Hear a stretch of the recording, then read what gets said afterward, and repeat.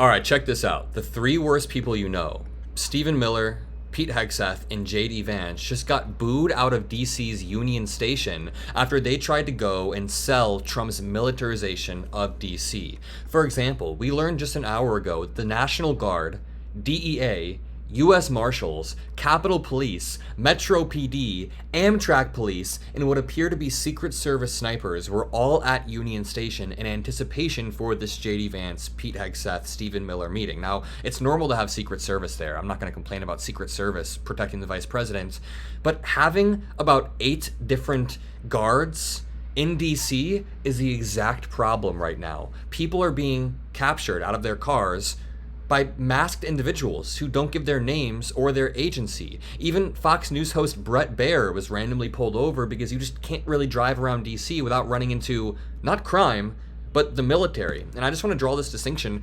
Crime is bad. We need to take care of crime in DC and in every other state. But if Trump wanted to be consistent, the National Guard would be walking through a lot of red states right now. Many red states have crime rates comparable to DC. So Trump's not even trying to fight crime. He's trying to just leverage the power of the executive branch. Let's watch these clips of these guys being booed out. First, as they were walking in, you hear boos ringing.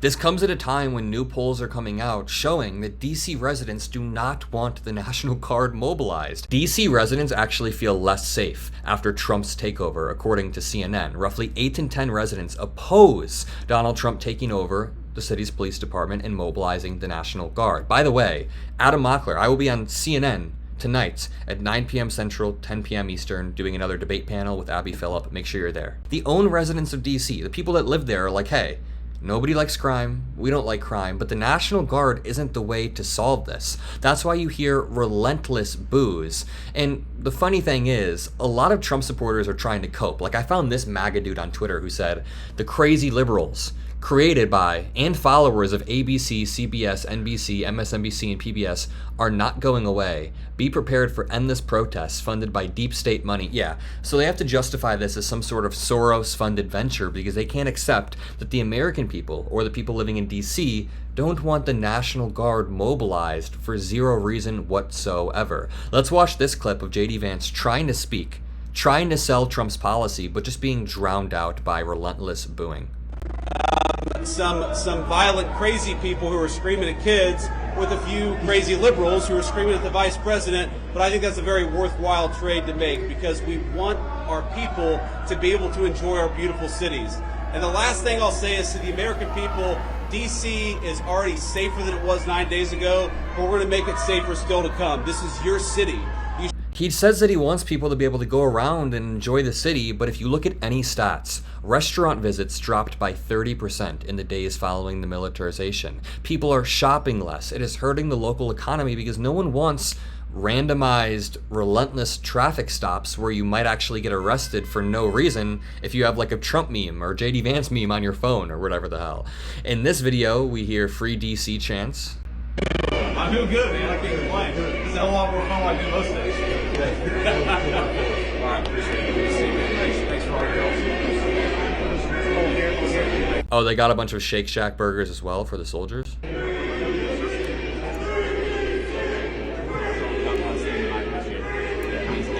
I'm glad the people of DC are allowing their voice to be heard at a time like this. Now, we have Stephen Miller trying to attack them as crazy communist protesters being paid off. No, they're people who want their voices to be heard. Those crazy communists, they have no roots, they have no connections to the city, they have no families they're raising in this city, they have no one that they're sending to school in this city, they have no jobs in this city, they have no connections to this community at all. But they're the ones who've been advocating for the 1%, the criminals, the killers, the rapists, the drug dealers. And I'm glad they're here today. Because me, Pete, and the vice president are all going to leave here, and inspired by them, we're going to add thousands. This dude just drips evil hatred. Check out this interaction that happened under this. So a Trump supporter responded to this clip on Twitter and said, DC is half black, but all the protesters are 80-year-old white liberal women. They are paid instigators, possibly Antifa. First of all, that's not true. There was a diverse amount of protesters in both age, and race, and lived experience. But then someone asks, is this true, Grok? And Elon Musk's own AI, Grok, says, the claim exaggerates Stephen Miller's comments and isn't supported by reports. DC protests against Trump's police takeover involve diverse residents, not just 80-year-old white liberal women. No credible evidence shows that they are paid for or Antifa linked. DC is 46% black, but protesters reflect broader demographics as well. Just absolutely sickening trying to twist this as random outside agitators when these are people of DC who just want their voice heard. They simply want their voice heard. Families they're raising in this city. They have no one that they're sending to school in this city. They have no jobs in this city. They have no connections to this community at all. But they're the ones who've been advocating for the 1%, the criminals, the killers, the rapists.